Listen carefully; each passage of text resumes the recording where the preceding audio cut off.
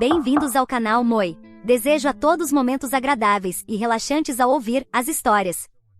Peguei meu marido me traindo com uma jovem estagiária depois de 3 anos de casamento, então o expus na nossa festa de aniversário de casamento. Sou Carla, 32 anos, e pelos últimos 3 anos tenho sido casada com meu agora ex-marido Evan, de 35 anos. Nós nos conhecemos há 5 anos no total. Éramos aqueles namorados de faculdade que todos assumiam que ficariam juntos. Nos conhecemos durante o último ano da universidade, namoramos durante aqueles anos difíceis após a graduação e eventualmente nos casamos. Quando começamos a namorar, era aquela típica dinâmica de casal poderoso. Ele era ambicioso, determinado e tinha acabado de começar uma empresa de tecnologia, enquanto eu o apoiava cuidando das coisas em casa. Funcionava, ou pelo menos parecia que funcionava. Depois de nos casarmos, ele estava indo bem como diretor executivo de sua própria startup de tecnologia, e de fora, parecia que éramos o casal perfeito. Casa grande, férias luxuosas, o que você imaginar. Mas por baixo da superfície as coisas começaram a mudar.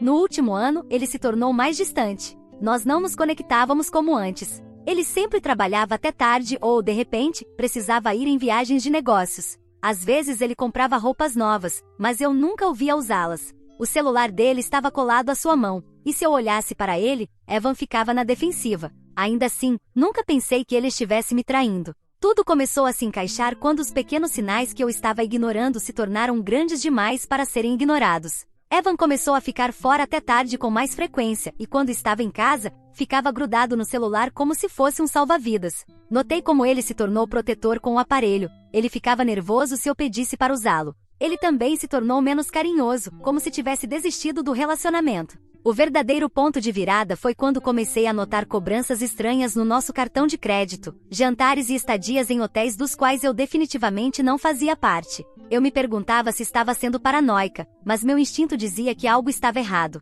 Uma noite peguei o celular dele quando ele o deixou no balcão para tomar banho, e o que encontrei confirmou meus piores temores. Havia mensagens de uma garota chamada Dana. Ela tinha 27 anos e trabalhava como estagiária na empresa dele. As conversas deles eram nojentas de tão românticas, como se fossem um casal jovem que acabou de começar a namorar. O caso já durava 8 meses. Quando confrontei, ele nem sequer negou. Teve a audácia de me dizer que nosso casamento estava falhando há algum tempo e que ele se sentia negligenciado. Isso foi uma novidade para mim. Eu achava que tudo estava bem. Claro, tínhamos os altos e baixos normais de um casamento, mas quem não tem? Ele disse que estava confuso e não sabia como terminar as coisas com ela ou comigo. Mas a essa altura, eu não tinha nenhuma confusão. Sabia exatamente o que precisava fazer. Eu estava furiosa e, acima de tudo, humilhada. Como ele pôde fazer isso comigo depois de tudo pelo que passamos juntos? Depois de todos os sacrifícios que fiz por ele, pela carreira dele, por nós. Passei semanas entre chorando e ficando tão zangada que não conseguia pensar direito. Mas eu sabia uma coisa, não ia deixar que ele se safasse dessa. Comecei a reunir todas as provas que pude. Capturas de tela das mensagens, extratos de cartão de crédito, até fotos dele e de Dana que encontrei online. Consultei um advogado de divórcio, que me aconselhou a documentar tudo, e eu fiz isso. Não ia facilitar para ele. Depois de tudo que fiz por ele, eu merecia algo melhor do que isso. Então elaborei o plano perfeito. Queria que ele sentisse o peso de suas ações, que experimentasse a humilhação e a vergonha pelas quais ele me fez passar. Decidi organizar uma festa surpresa de aniversário de casamento, mas a surpresa não seria uma celebração, seria a exposição do caso dele. Convidei ambas as nossas famílias e alguns amigos próximos, fazendo parecer que eu queria marcar nosso 3º aniversário de casamento de uma maneira especial. Não vou mentir, parecia um pouco distorcido, mas depois de tudo eu não me importava mais. Ele merecia ser exposto. O dia da festa de aniversário chegou, e a casa estava cheia de pessoas. Meus pais estavam lá, os pais dele, nossos irmãos e alguns amigos próximos que nos viam como o casal ideal. Todos estavam conversando e aproveitando o momento sem saber o que eu ia fazer. Evan chegou sem suspeitar de nada, sorrindo e agindo como se tudo estivesse bem. Eu me sentia enjoada só de olhar para ele, mas mantive a calma. Quando chegou a hora, fiz um anúncio. Agradeci a todos por virem e depois disse que tinha uma surpresa. No começo, Evan parecia confuso, mas não disse nada. Foi então que tirei meu celular e o conectei à tela grande da sala de estar. Comecei a mostrar as capturas de tela das mensagens dele com Dana, cada mensagem flertando, cada plano para encontros secretos. O rosto de Evan ficou branco e as pessoas começaram a ofegar. Minha mãe começou a chorar, e os pais dele pareciam nem saber mais quem ele era. Na hora certa, adivinha quem aparece? Sim, a própria Dana entrou, pensando que estava chegando em uma celebração feliz, mas quando percebeu o que estava acontecendo, ficou paralisada. Evan apenas ficou lá, sem conseguir dizer uma palavra, enquanto todos o olhavam em descrença. Eu terminei anunciando que estava pedindo divórcio. Não chorei, não gritei, apenas disse calmamente que tinha acabado,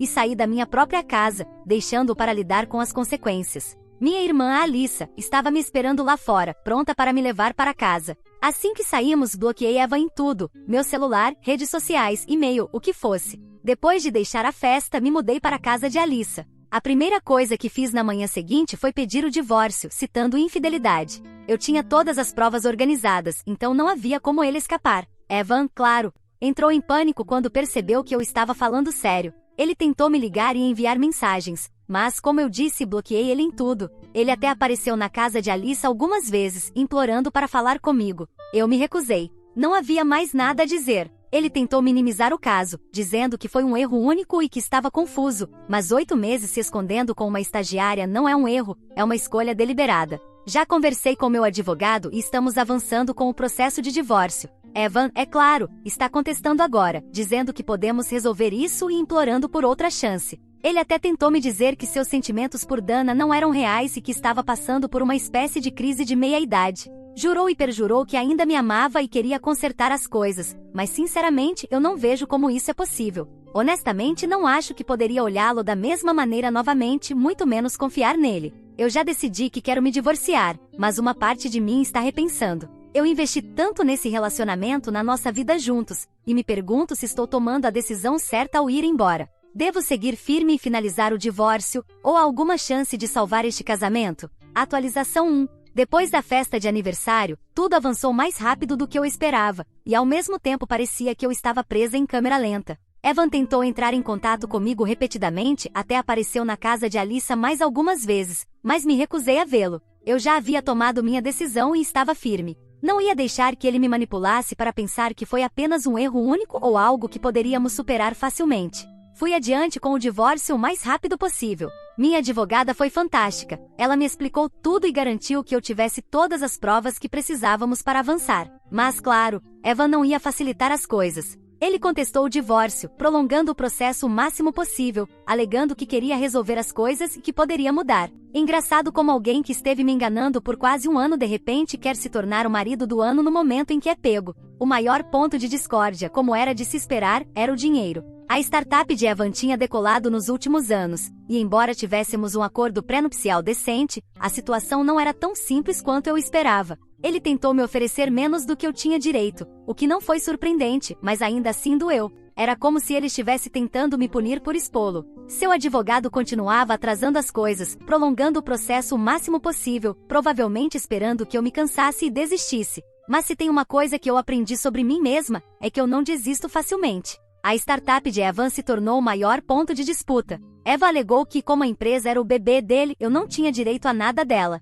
Mas eu apoiei durante os momentos difíceis, emocional e financeiramente. Eu estava lá quando ele não tinha certeza se a empresa iria dar certo, e fui eu quem o incentivou a continuar quando as coisas ficaram difíceis. Então, sim, eu queria minha parte justa e não ia deixar que ele agisse como se eu não tivesse desempenhado nenhum papel em seu sucesso. Enquanto o divórcio estava sendo processado, a notícia do caso se espalhou pela empresa dele. Não sei como vazou, mas estaria mentindo se dissesse que não me senti um pouco satisfeita. A notícia se espalhou rápido e logo as pessoas no trabalho começaram a cochichar pelas costas dele. Não demorou muito para que o RH se envolvesse, especialmente quando descobriram que Dana era estagiária. Sempre há discussões sobre desequilíbrios de poder e relacionamentos inapropriados no local de trabalho, e aparentemente, o caso de Evan com Dana cruzou várias linhas. Ela foi demitida algumas semanas depois que a notícia veio à tona, e pelo que eu vi, não foi uma saída tranquila. A reputação de Evan também sofreu. Os investidores começaram a ficar nervosos. Ninguém quer apoiar um diretor executivo com um escândalo nas costas.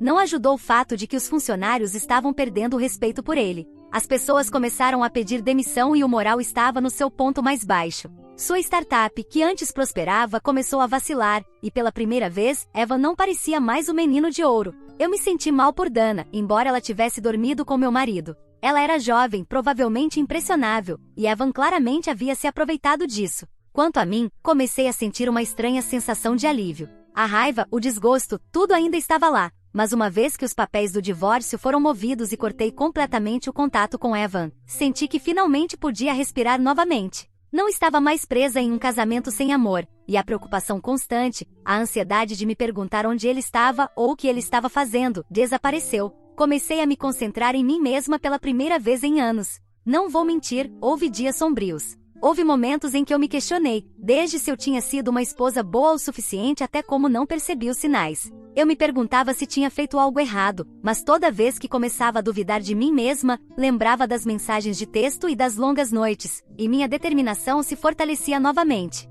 Não foi apenas um erro, ele tomou uma série de decisões para me trair. Isso não era culpa minha. Alguns meses se passaram, e embora eu não estivesse procurando ativamente o amor novamente, comecei a sair casualmente. No início parecia estranho conhecer novas pessoas, voltar a namorar, mas foi uma distração e me lembrou que ainda era jovem e tinha muito a oferecer. Não ia deixar o que Evan me fez definir quem eu sou. Enquanto isso, Evan fazia de tudo para me reconquistar. Mandou flores para a casa de Alyssa, apareceu com cartas escritas à mão, como se isso fosse mudar alguma coisa, e até recrutou alguns amigos em comum para tentar me convencer a dar outra chance a ele. Eles me diziam que ele estava realmente arrependido e que havia percebido que cometeu um grande erro. Alguns até disseram coisas como: bem, todo casamento tem seus altos e baixos, e vocês estão juntos há tanto tempo, talvez devessem considerar uma terapia de casal. Mas honestamente, quantas chances mais eu deveria dar a ele? Ele não cometeu um erro uma vez. Ele deliberadamente manteve um caso por 8 meses, mentindo para mim todos os dias.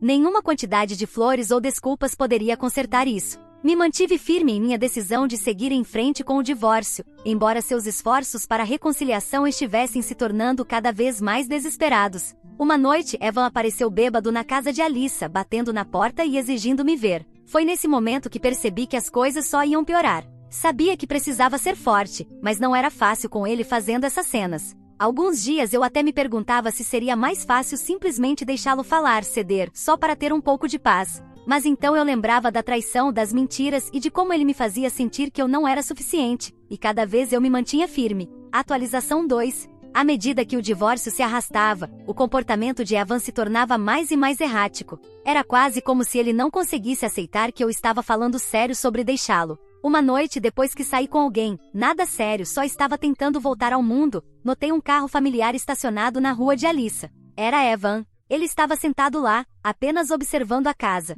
Fiquei com medo, mas tentei dizer a mim mesma que era uma coincidência, talvez ele estivesse apenas passando. Mas então isso aconteceu de novo e de novo. Ele não estava fazendo nada abertamente ameaçador, mas o fato de que ele estava me seguindo me fez sentir desconfortável. Não queria envolver a polícia ainda, mas estava começando a pensar que esse seria o próximo passo. Cada vez que eu saía, não conseguia evitar olhar por cima do ombro, me perguntando se ele estava me observando. Era emocional e mentalmente exaustivo. Contei para Alyssa e ela ficou furiosa, mas eu simplesmente não sabia como lidar com isso naquele momento. As chamadas de bêbado foram outra adição divertida à minha vida. Por volta da meia-noite, como um relógio, meu telefone começava a tocar. Eu o tinha bloqueado, mas ele encontrava maneiras de me ligar de outros números, talvez celulares descartáveis, não sei. Cada ligação era a mesma, ele balbuciando algum pedido de desculpa ou implorando por outra chance. Nunca atendi, e eventualmente apenas desliguei meu telefone à noite para conseguir um pouco de paz. Mas estava claro para mim que ele não estava disposto a me deixar ir.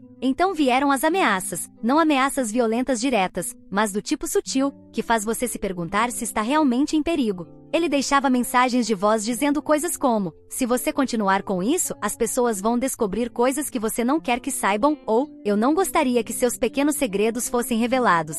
Que segredos? Eu não tinha nada a esconder, mas o fato de que ele estava indo por esse caminho me fez perceber o quão desequilibrado ele havia se tornado. Eu estava furiosa que ele achava que podia me manipular com medo, mas mais do que isso eu estava exausta. Os pais de Evan também se envolveram, o que complicou ainda mais as coisas. A mãe dele me ligou uma noite, tentando agir como mediadora. Ela disse que Evan estava destruído e que eu deveria considerar dar outra chance a ele. Ela falou sobre como todo casamento passa por momentos difíceis e que o caso não significava que ele não me amava. Ela até teve a ousadia de sugerir que talvez eu não estivesse atendendo às necessidades dele, o que o levou a buscar conforto em outro lugar, como se a infidelidade dele fosse de alguma forma minha culpa. Cortei a conversa imediatamente. Eu disse a ela que, independentemente dos problemas que tivéssemos no casamento, nada justificava o que ele fez. Ela continuou insistindo, dizendo coisas como: você investiu tanto tempo nesse casamento, tem certeza de que quer jogar tudo fora? Não me escapou o fato de que eles estavam mais preocupados com a reputação do filho e a imagem da família do que com o meu bem-estar.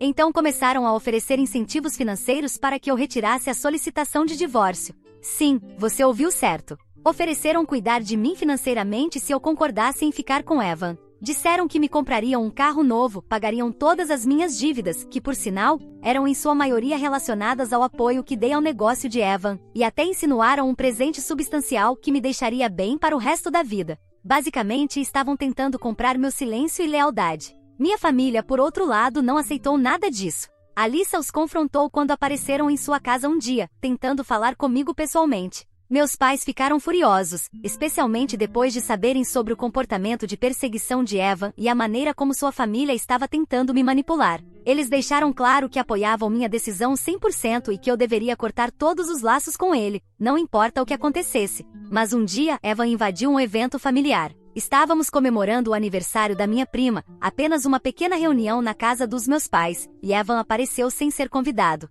Ainda não sei como ele descobriu onde eu estava, mas lá estava ele, parado na porta como um cachorro perdido. Ele segurava um buquê de flores e um balão gigante que dizia desculpa, como se isso fosse consertar tudo. Meu pai atendeu a porta e quando viu Evan, quase perdeu o controle. Disse a ele para ir embora imediatamente, mas Evan se recusou. Insistiu em falar comigo, dizendo que precisava de apenas 5 minutos para se explicar. A essa altura, toda a família já estava reunida, e eu podia ver a vergonha no rosto de Evan, mas ele não estava envergonhado pelas razões certas. Ele estava envergonhado porque sabia que estava perdendo o controle da situação. Ele fez esse grande gesto público, ajoelhando-se e implorando meu perdão. Era como uma cena de uma comédia romântica ruim, exceto que em vez de ser encantador, era apenas patético. Ele falou sobre o quanto me amava, como não podia viver sem mim e como faria qualquer coisa para me reconquistar. Mas quanto mais ele falava, mais ridículo aquilo parecia. Minha prima até começou a rir, porque toda a cena era exagerada. Eu não disse uma palavra. Apenas fiquei ali com os braços cruzados enquanto meu pai lhe dizia novamente para ir embora. Finalmente Alyssa interveio e disse a Evan para sair ou ela chamaria a polícia. Isso fez recuar, mas não antes de ele jogar as flores no chão em um ataque dramático de raiva. Ver ele sair daquele jeito, como uma criança, apenas fortaleceu minha determinação. Não havia maneira de eu voltar para ele depois daquele desastre. Depois desse incidente, minha advogada sugeriu seriamente que eu considerasse solicitar uma ordem de restrição. No início eu não tinha certeza se era necessário. Quer dizer, Evan não tinha sido violento, apenas patético e um pouco perseguidor. Mas quanto mais eu pensava nisso, mais percebia que o comportamento dele estava escalando. Ele estava tentando me desgastar, me fazer sentir que eu não podia escapar dele. E se eu não estabelecesse alguns limites agora, quem sabe o que ele poderia tentar a seguir? Os trâmites do divórcio se tornaram mais contenciosos, especialmente depois do incidente com minha família. O advogado de Evan começou a jogar sujo, tentando atrasar o processo ainda mais.